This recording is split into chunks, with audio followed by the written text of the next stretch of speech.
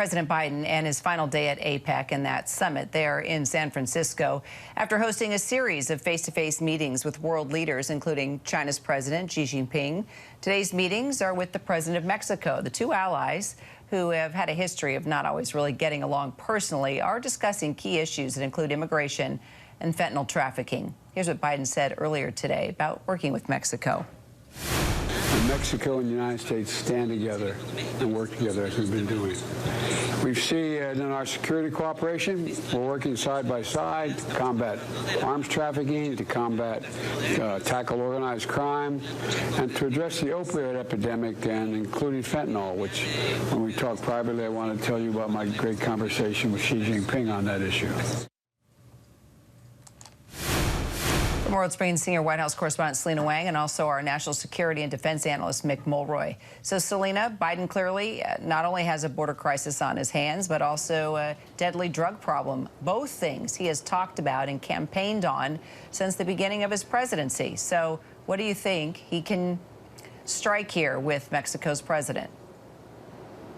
Exactly. This is a critical but tense relationship on two critical domestic priorities that have even higher stakes as we're heading into this 2024 re-election campaign. And when it comes to Mexico's president, we heard earlier before their closed-door remarks, he said that he is committed to cooperating with the United States to try and stem this problem. He said he recognizes the damage it's having on the United States, especially on the young population. We also know that the Mexican leader had met with Chinese leader Xi Jinping on the sidelines of APEC, and they also committed to trying to combat the illegal drug trade. That is critical because both China and Mexico are extremely relevant here. Many of the precursor chemicals are made in China, they are mass-produced in Mexico, and then they get into the United States through these drug cartels. President Biden and Xi Jinping, they had spoken also in this high-stakes summit on the sidelines of APEC, and United States officials said that the Chinese have agreed to crack down on specific companies making these precursor chemicals. So steps here taken in the right direction, but U.S. officials did say that they need to follow up and see if China lives up to those expectations in the agreement. Now, when it comes to illegal border crossings, we did hear the Mexican leader actually praise President Biden for creating more legal pathways so that migrants do not have to take the dangerous trek. However, he does need more cooperation from Mexico here. The president has been under increasing pressure in the United States, including from his own party, to do more to deal with the influx of migrants into cities and states across America. The White House has repeatedly said that they've done everything they can to deal with this issue, and they need Congress to act. So just talking, Mick, about the cartels that Selina has mentioned. I mean, clearly when you have a border crisis, I mean, this is where cartels thrive.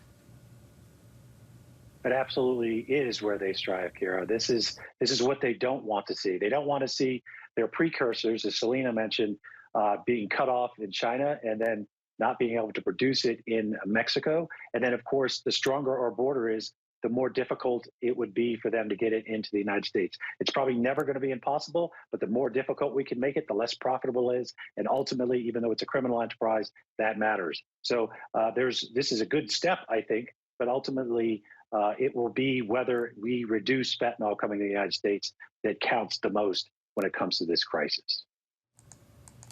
While we have you, Selina, a lot of talk about the White House blasting Elon Musk for this anti-Semitic tweet.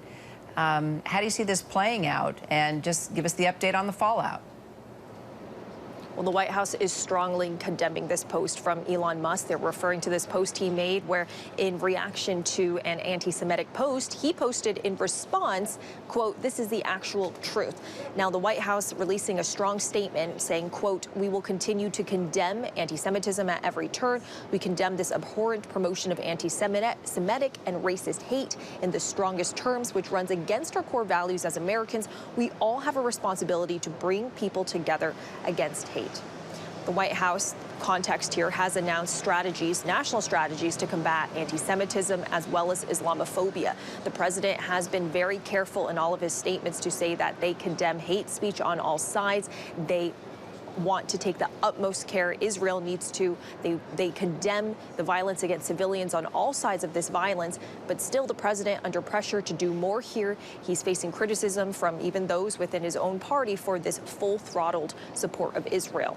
And on the other side of this as well, Elon Musk, he's been facing a lot of criticism since he took over Twitter and turned it into X for allowing hate speech and anti-Semitic comments to be on his platform and sometimes even encouraging it. So this is a really difficult situation, and the White House wanting to calm tensions here. All right, Selina, Mick, thanks so much. Hi, everyone. George Stephanopoulos here. Thanks for checking out the ABC News YouTube channel. If you'd like to get more videos, show highlights, and watch live event coverage, click on the right over here to subscribe to our channel. And don't forget to download the ABC News app for breaking news alerts. Thanks for watching.